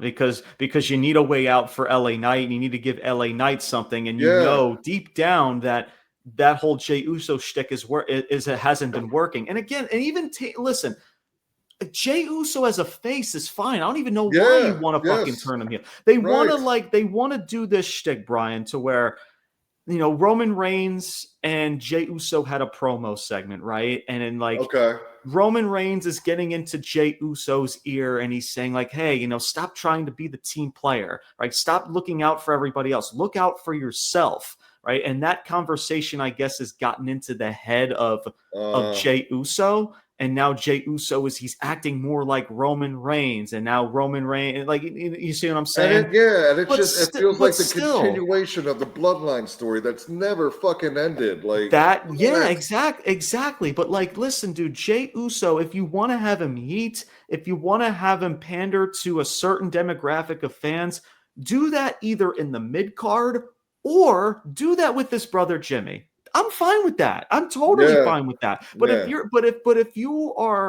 he is the focal point as one of your top faces being in the main event scene, it's not going to work. And turning him heel, bro, is, like you just said, is the reason why we've talked about this is not going to fucking work. We've said it for months, and this is where we're at. And what, like, please don't do. I mean, what are we going to do eventually? Give him the Charlotte Flair treatment, right? Oh, heel face. Like, come on. Yeah, could possibly, yeah. And it's just, and sometimes, man, it's just like the realism as far as Jey Uso and his matches, to where he kicks out of every power move, delivering a fucking spear. It's just like nobody's buying it. Like this dude, this dude just turns into just Superman, like to where like he's using Gunther's chokehold and he's countering out of Gunther's chokehold. Like I'm sorry, and this man. is the thing, like since the beginning of time, like this has never changed in wrestling, right?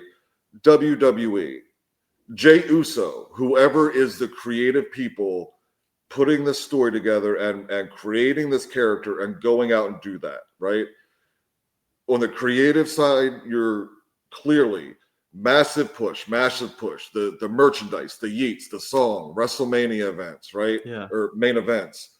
And you're pushing them. And look, we're still talking about professional wrestling, right? And the top stars, and they have a finisher, and his is the worst fucking spear of all time. Yeah. And that's the disconnect. Like, you're selling, like, and then he kicks out all this shit, delivers his own family delivers the spear better than him. But this is his finisher, and come on. Exactly. Now listen, and I'll end it with this, and we'll get into AEW. Like, do I think Jey Uso is going to turn? No. Because I think that, WWE does see all of the money that he is bringing in as a babyface, right? So I don't think he's going to turn. But again, with the whole insertion with LA Knights, are you telling me that LA Knight's going to turn when there's no reason for you to turn him I would heel? even say maybe, again, not following anything, really closely. I mean, what do you think about LA Knight turning heel? Is that I guess you're watching. It seems more, if they're turning somebody heel, it's going to be Jay, not LA Knight. I just think, possibly. People think that it's Jey Uso. I don't think it's going to be Jey Uso, because again, Jey Uso is like slowly merging into, I guess, a certain entity of what Roman Reigns was. So that's why people are like seeing it, I guess you can say, evolve over the last several weeks. Right. But even like turning LA Knight heel, like, it's just like you're telling me. So you have nothing creatively for LA Knight as a babyface. So now your band-aid is to turn him back heel. People love LA Knight. Why do you need to turn people heel? This is the problem, Brian. I'm going to say this clearly into this microphone. Why are we turning people heel for the sake of turning people heel? That's the problem, dude. It's just like, you're going to have him turn heel, and he's going to what? He's going to feud with Jey Uso in a and Yeet Fest. Is that the payoff, guys? Like, what are we doing here, bro? It's just none of this, Brian. None of this is going to have a cultivating payoff. The live audience, because look, again, I'm not watching, and I don't know if they've had a singles match yet. They have not. And LA Knight, they have not. I don't believe they have. No. That's exact, and they're at minimum 2 spots in that match. Fist, elbow, whatever. Yeah. Yeet. Yeet. Yeah. Exactly. Yep. Exactly, bro. Like, they've been wanting to do that shit for a while, but they can't just like. But they knew, like, WWE's like, all right, we can't. And it seems like that's all. Like, that's the payoff. That's what you're building on, to have that moment where the live crowd can just be loud for 30 seconds for the same bullshit spot. Exactly. Yeah. let's turn them freaking heel, but yet the crowd will still have something to latch onto with both of these individuals. It's just it's fucking so it's so stupid. This company, man, does not want to do anything when getting to the nuts and bolts as far as creativity. Nothing. Nothing. All right, enough of WWE. We've got our fix in with that. Let's get into some AEW. And AEW All Out. Now, AEW All Out has a lot more matches. Again, we won't be able to cover every single match, but we'll get into, of course, the World Championship match, Toni Storm's Women's Championship. We'll get into, obviously, FTR, Adam Copeland, and Christian. But let me start off, man, with MJF and Mark Briscoe. MJF, to where he just got married, by the way. Shout out to MJF. There is a chance that Mark Briscoe can probably win this match because, again, MJF just got married and he's going to be sent off to have his honeymoon with his new lovely wife. Right. Or maybe, they could already have. I don't know his personal life, but whatever. I don't think they've had the honeymoon yet, so I think that they're going to probably do this match and then have the honeymoon. Again, supposedly, as far as the personal life outside of that. But so MJF, and I think there's a certain stipulation of this match that I don't have the notes for, but I know that there's a one-on-one match. MJF told Mark Briscoe hey, you pick the time, you pick the stipulation. This is a tables and thumbtacks match. So pretty much like a hardcore, freaking street fight or whatever. So look, man, I think this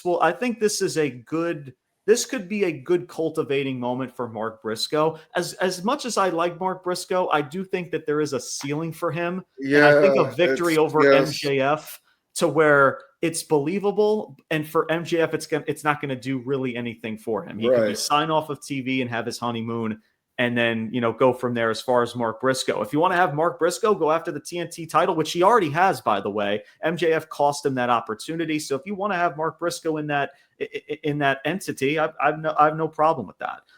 And then you have FTR against Christian and Cope. I'm going to be honest, man. As much as, listen, I'm looking forward to this match. I mean, you have arguably the best tag team in professional wrestling right now, and obviously one of the greatest tag teams that ever lived in freaking Edge, right? Not Cope, Edge and Christian.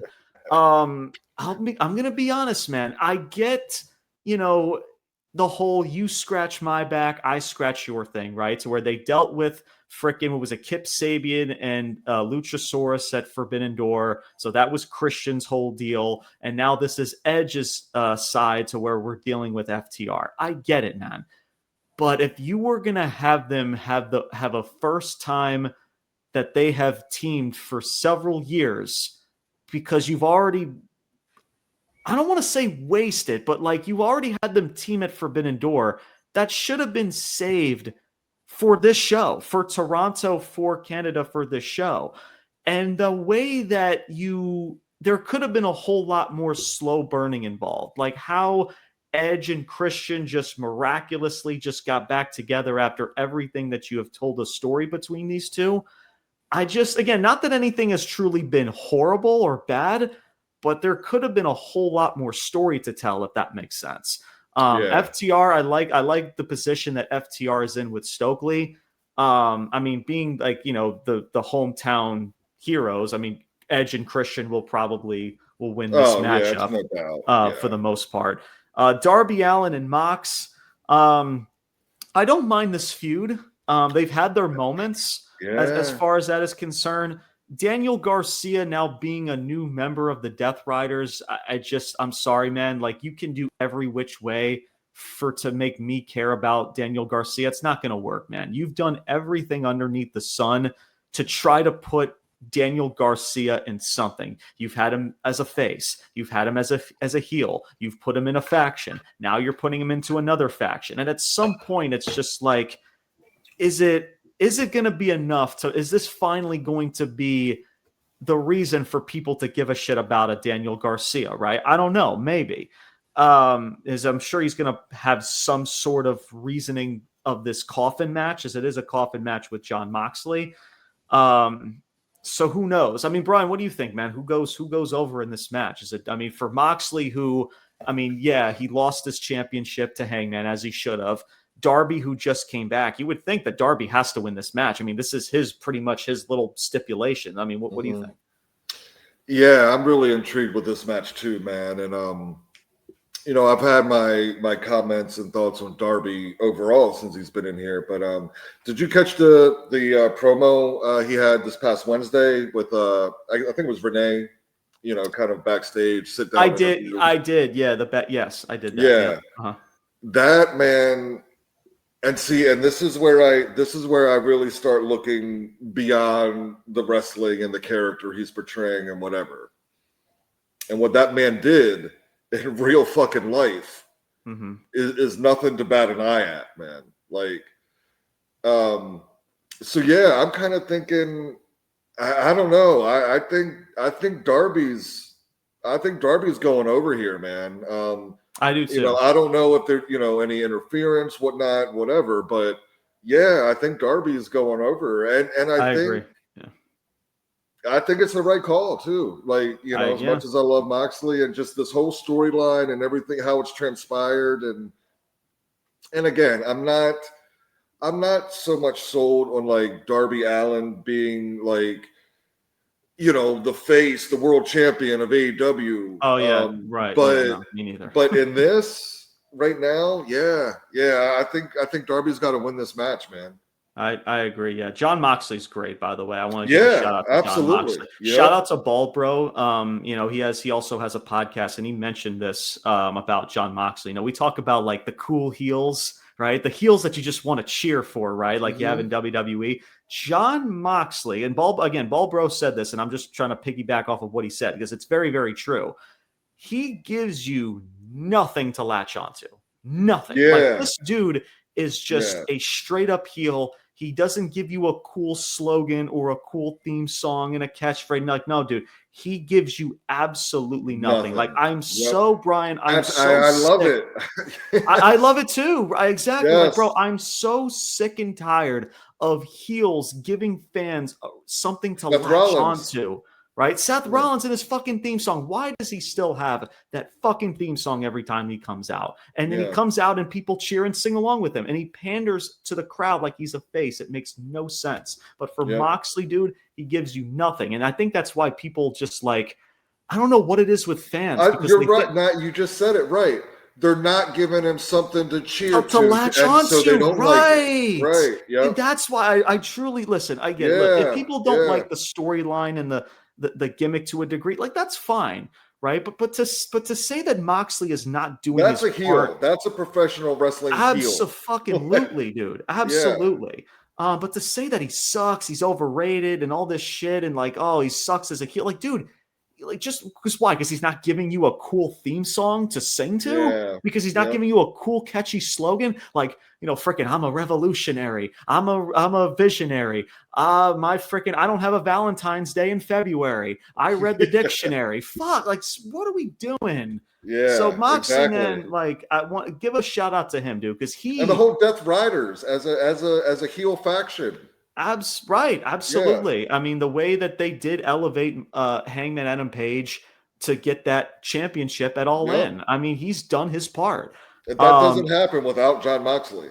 Absolutely. Yeah. So at Moxley losing this, I don't think will do any harm to him at all. No. Depending, of course, how it's booked. But this is Darby's match. And for the fact that he just came back, several months ago, I mean, this is his first really big one-on-one match. I mean, he was a part of Forbidden Door with the Young Bucks and the Death Riders also. But this is his first big one-on-one match since he's came back. I mean, he has to win this match, honestly. Yeah. And then you have Toni Storm. Again, Toni Storm individually and what she's doing is nothing short than phenomenal. No pun intended to AJ Styles, but here's what I got to say, Brian, man. As much as I love Toni Storm and what she is doing, and she's got that championship, and she needs to continue to rock with that championship. But her being in a fatal four-way match, man, I hate it. I just don't understand fatal four-way matches, man, to where it just comes across to where you throw all of these women that you have nothing for, like a Megan Bayne and a Chris Statlander and Tekla, and all of these people, right? It's just like, just put Toni Storm in a one-on-one feud, right? If you want to put her with Tekla, who you've been trying to build up ever since she's made her debut in AEW. That's fine. Fatal 4-way match, man. It's just, I just can't stand throwing people in a fatal 4-way match just for the sake of it. And it just becomes a cluster, man. It just becomes a cluster of people. Just book a one-on-one match, dude. Just do Tekla and Toni Storm. Or if you want to have Megan Bayne and Toni Storm, just as a one-off for AEW All Out. Like, why thrust all of these women in there? That's not going to benefit them any more than what they were before this match even started. And it sucks, man. And then Mercedes and Riho. Again, love the gimmick that Mercedes is doing. Her winning all of these championships. I have no issue with it. The problem is, man, is that you're not giving anything for Mercedes as far as a storyline. You're not. This is situation with Riho, and listen, much love to Riho. You know, you got to put Mercedes in there with somebody, I guess, because you haven't really booked anybody properly. You could have done somebody like frickin', I mean, you already had Chris Statlander. I get it. Has she wrestled Jamie Hayter yet? They wrestled, I think, in a match for the Owen Hart Cup tournament like weeks ago. But you could, so they kind of blew their load as far as that is concerned. They kind of made that already into a mini feud, and Mercedes beat Jamie Hayter as she should have. So again, man, it's just like now with Riho, there really isn't anything to latch onto. It was just like she won. I think she won what, like a number one contenders match for this matchup. It's just like you have the gimmick in Mercedes. You have everything as far as how you're building her up. But as far as what she's involved in, nobody cares. And that's the problem. Yeah, exactly. And I guess I'll end it with the main event here, man. So Hangman Page versus Kyle Fletcher. I don't have an issue with Kyle Fletcher. I think Kyle Fletcher has a lot to offer. I can see the potential that everybody says that he has. And how they have been booking him to this point, you know, beating, you know, who was it, Dustin Rhodes for that TNT championship. He had him beat Adam Cole, and they've had him beat a lot of people in the mid-card, and now here he is still holding on to the TNT championship, by the way, and he's going to take an L, and as he should, because ain't no way in hell that after what you did for Moxley at AEW All In, and 3 months later is losing this title. Like, what the fuck are we doing? No. So it's going to be a good match. Is it going to be enough to make a lot of people invested going into it? Maybe. I like Kyle Fletcher. I desperately really want to get emotionally invested into Kyle Fletcher because I see what people are saying about him as far as the talent that he possesses. But there's something about him, Brian, that I'm still not yet like emotionally attached to him, if that makes sense, because he's part of a faction, right? And you've said this before with Don Callis, who for months and years has been a revolving door of just numerous people. Like it was Sammy Guevara, Will Hobbs, freaking you had Roosh in there, and then you now have Brian Cage. Not to mention the Kenny Omegas and the Kenny Omegas and the Will Ospreays, right? And listen, as good as a wrestler as it's really affected not just the faction of the Don Callis family, but also Kyle Fletcher. And for Kyle Fletcher, and listen, we all know the talent as far as the in-ring ability that he has. He's a true professional, and the dude is no doubt one of the best if we're talking in-ring. There's no doubt. But I'm still waiting for that extra entity in this character, kind of like with Stone Cold and the 316 promo, right? So we're like that moment took Stone Cold to another level, and then frickin' he was off to the races, right? I even take a Will Ospreay if we're going to talk AEW. What made honestly Will Ospreay where he is now is I truly feel like it was that whole feud and stories and matches with Kenny Omega and New Japan, and he cut a contract signing that really got to my attention, and I think it got a lot of people's attention as well. That they're saying, "Hey, this dude's not just a gymnast. This dude doesn't just fly from pillar to post." But this dude can talk. This dude has believability. When I listen to Kyle Fletcher talk, and when I see him on my television screen, I'm not seeing anything that's oozing out of the television screen as far as how he's being or the character that he possesses. I see the talent in him, and there's no doubt he maybe can be in that main event world title scene. Maybe in the future, maybe. But there's still something that's missing with Kyle Fletcher that's really going to make him larger than life. Because right now he's mid-card. Like, that's just where he is at now. I'm not saying that he can get there, but that's just where Kyle Fletcher is at now. I respect how he's been booked. I respect how he's gotten to this point. I respect how you have been booking him up into this matchup with Hangman and Page. And he won't lose anything losing to Hangman and Page at all. But moving forward, man, like, if you're going to make Kyle Fletcher one of your top guys because of the fact that Will Ospreay and Swerve Strickland are both out with injuries. So those are two of your top guys that, again, in the main event scene, mind you, that you don't have and you might not have for a very long time. Yeah, quite some time. Yeah. And if you're going to have Kyle Fletcher kind of fill in those shoes, then what you're doing now is good, but moving forward, man, then like you have to continue this momentum and you have to give Kyle Fletcher that extra entity. I don't know what that is, but I'll be honest with you, Brian, because of the fact that he's already cutting his own promos and doing all of this stuff and talking on the microphone back and forth with Hangman in the contract signing, which I know you'll get into, he might have to leave the Don Callis family. He might have to be, because with Don Callis, and again, I'm not saying that he becomes a babyface. Absolutely not. Like, you continue to make Kyle Fletcher a heel, but I just, if you're really going to make this dude a top star, and he's in a good spot with Don Callis, I'm not saying he isn't, but eventually, man, like sooner rather than later, he's gonna have to depart from that whole faction, that Don Callis family, at some point, because the longer that he's in that shtick, it's not going to benefit him. And maybe that's the case because Takeshita has some issues with Okada, because Okada's now, again, we talk about this revolving door with Okada is doing business with Don Callis. It's just like there's so many fucking people, and there's no true identity with the Don Callis family. Like, bro, like, that's it. There really is no identity with it. You don't know what they are or who they are, and they're all doing their separate things. There's no consistency within the faction. It's a revolving door of people. Yeah, man. I'll start with the MJF and Briscoe, man. And dude, I don't know if anybody's catching this, and it's not exactly the same, of course.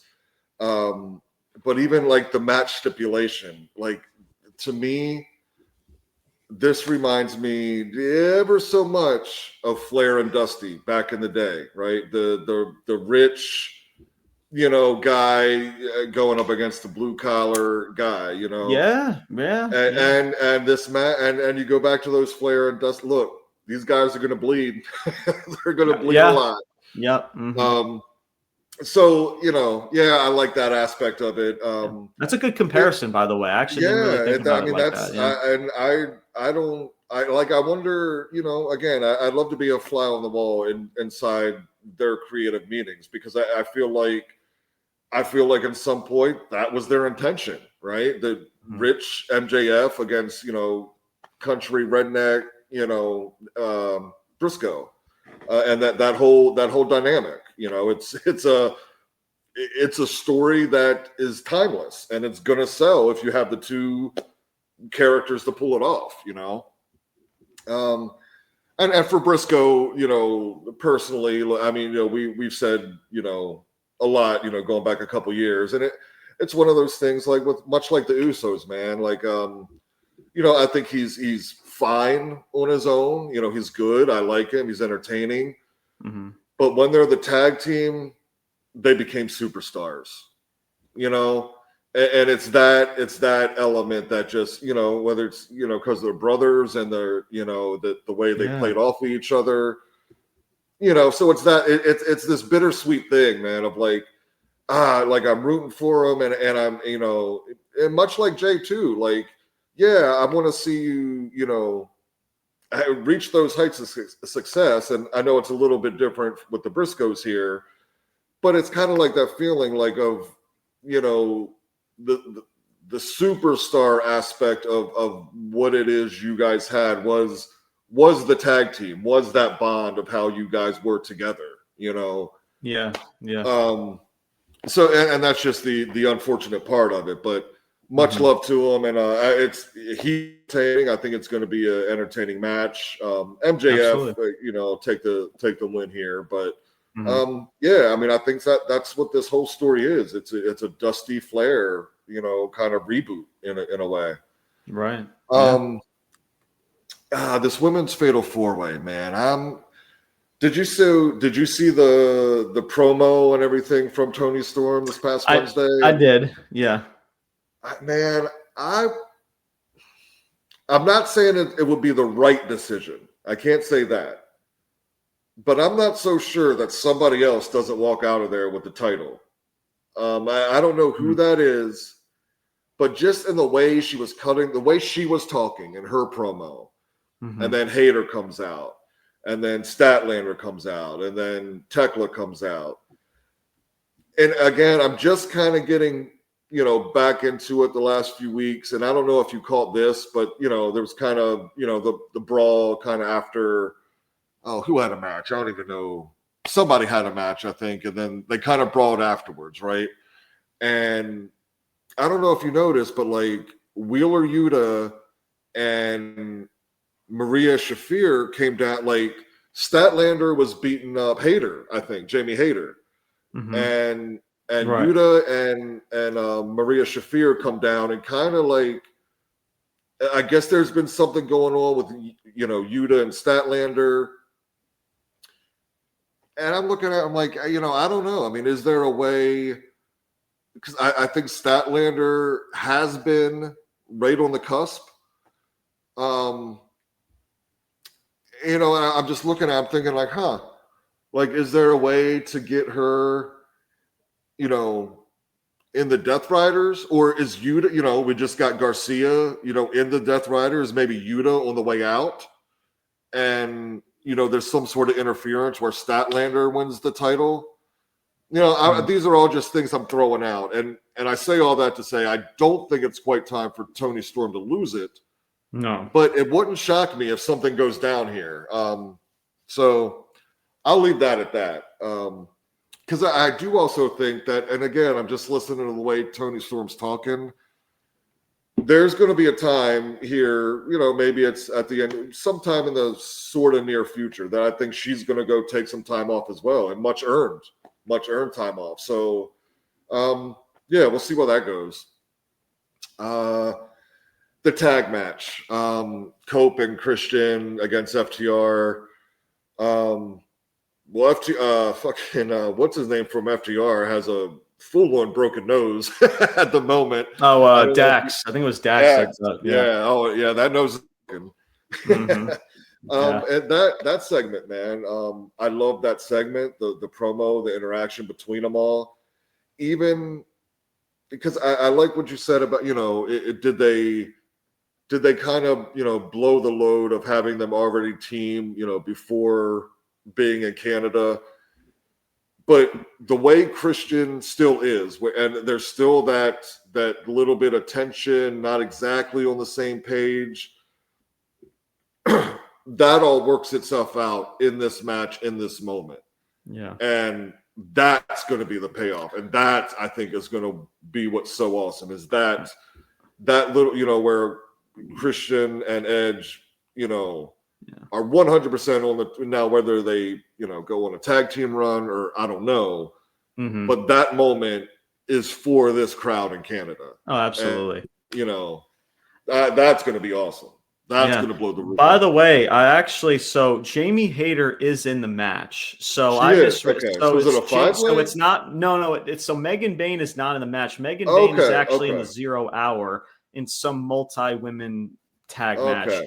So it's because Tony, that's like Hayter. There's Hayter that I'm also, is Hayter going to pull something out here? It's Toni Storm, it's Tekla, Jamie Hayter, and Chris Statlander. Yeah. So now I'm looking. So there was a match card that had Megan Bayne in there. So that's my apologies for everybody listening, because I was like, wait, isn't Jamie Hayter supposed to be in this? Because I thought she was in this match, and now I'm seeing Megan Bayne. I'm like, oh, I guess Megan Bayne's in there now. But it's Toni Storm, Tekla, Jamie Hayter, and Chris Statlander. Those are your 4 ladies. Just want to confirm. And with those 4, like, it's clear they're trying to push Tekla, and she might be a future star here, but not quite yet. Not quite, yeah. No. And so, yeah, I'm just, I think Tony Short, I don't think she should drop the belt just yet.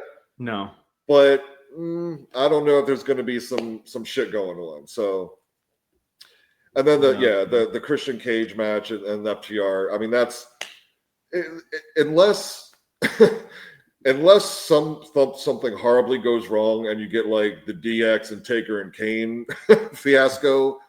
Like this match is going to be fucking legendary already. I already know it. You know, that's how good all four of these people are. So sure, definitely look into that one. Who else am I missing?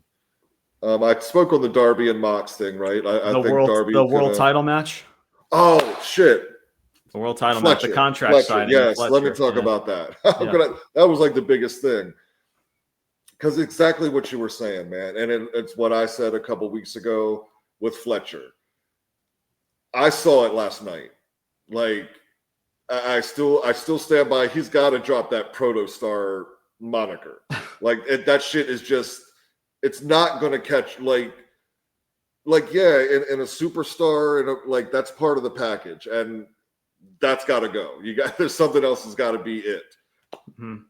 But that segment last night, man.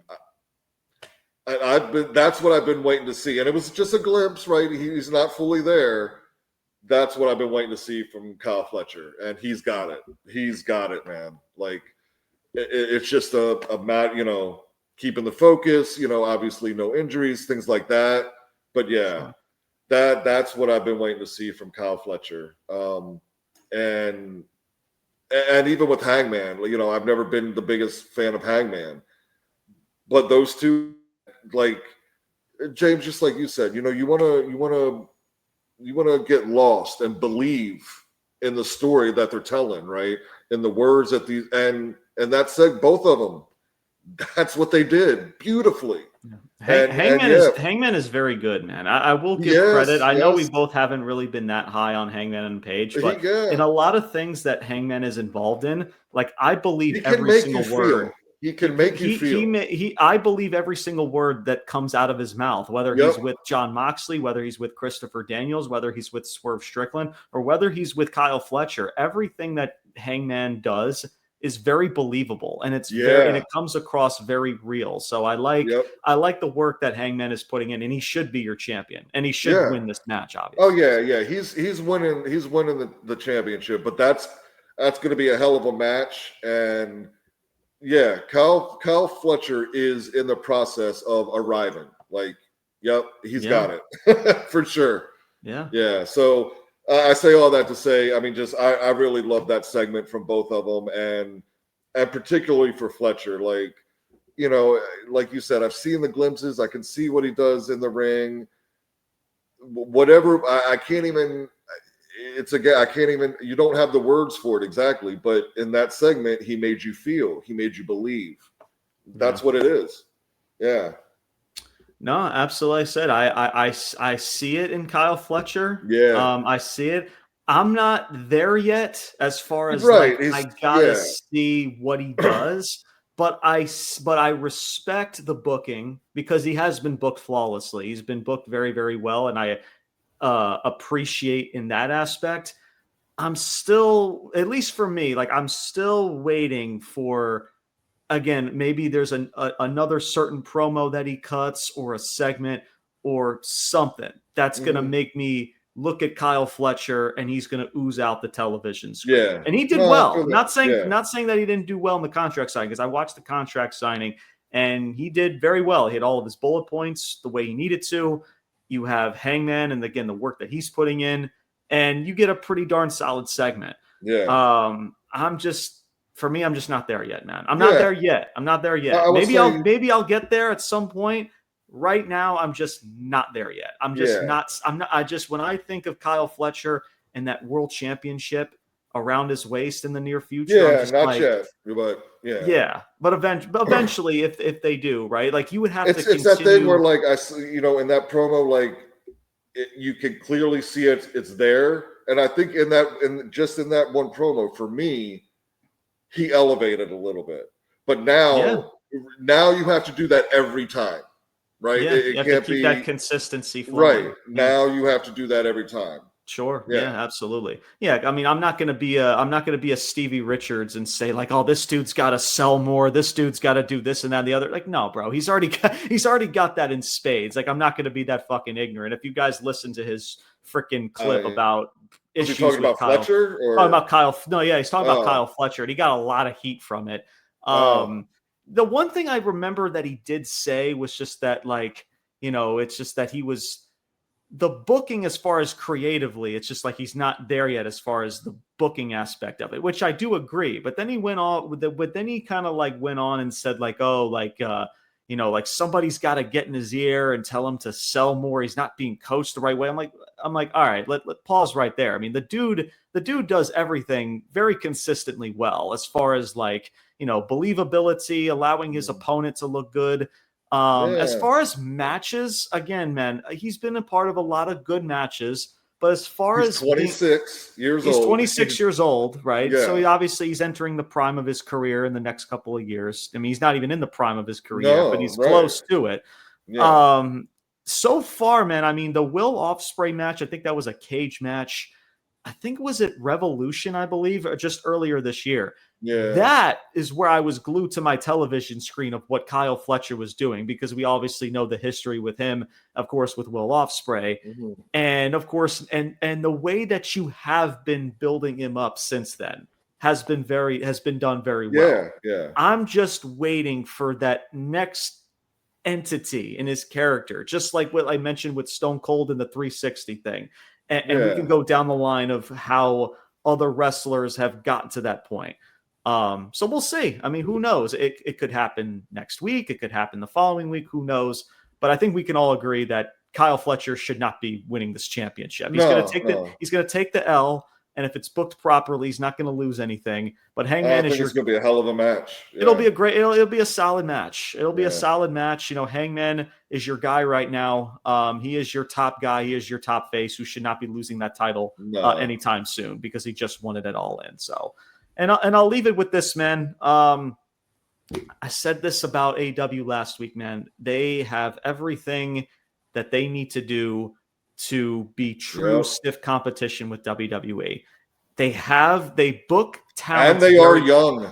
They're young. Yes, most of them are very young. Correct. They book like people like Mercedes, people like a Kyle Fletcher, people like a Hangman Adam Page, right? All of these people that have the gimmick and they have the victories and they have the momentum. All of that is flawlessly of what AEW is doing. The problem, Brian, is, and you see it in ratings, you're not given a reason to give a shit about these people, about what they're involved in, and they're not making you care about watching the following week. Yep. We're talking cliffhangers. We're talking actual headlines of segments and, moments in a feud, right? Not just viral moments for the sake of them, right? But how you build up towards a story. We're not seeing that in AEW. And that's where the inconsistencies are with AEW. They have the talent. They're building up characters very well. The problem is that the inconsistencies, we talk about is the lack of storytelling, at least the consistency of the storytelling and allowing people to give a shit about what they're doing the following week. That's the problem with AEW, and that's something that probably maybe no more evident with any single wrestler in AEW than Mercedes Moné. What she's doing is great with the belts and the belts, and all of that's fantastic. But it can't be just one single off random opponent. Absolutely, there has to be legit feuds and women that are maybe the rung below Mercedes, or maybe a couple rungs below Mercedes, that build them up. Yeah. Exactly. Yeah. So, I mean, again, I'm still disappointed that AEW decided to move their time slot. I'm still, disappointed in that. Again, the business side, I get it, man. But at the end of the day, you know what it's going to come down to, Brian? We know that WWE is going to take the numbers, and they're going to take the viewership, and they're going to win the entire day, supposedly. Yeah. But man, money. They're going to win the money. And the money, right, exactly. And yeah, sure, AEW can still make a crap ton of money and have a $10,000 buy rate because now they moved to a different time slot. So I get all of that. But eventually, man, the winning formula is you going head to head with WWE.